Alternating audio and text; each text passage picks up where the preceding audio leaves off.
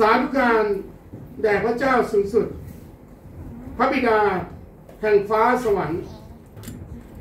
พระเยซูคริสต์พระวิญญาณบริสุทธิ์พระองค์เจ้าข้า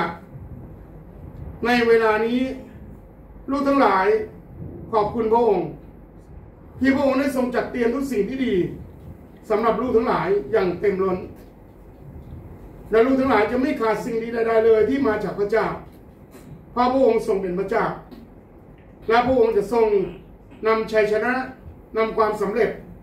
นำความสมบูรณ์บุญสุขในทุกสิ่งที่ลูกทั้งหลายขาดอยู่นั้นพระองค์จะเทมาจากฟ้าสวรรค์จากคลังทรัพย์อันสมบูรณ์ของพระองค์ในพระเยซูคริสต์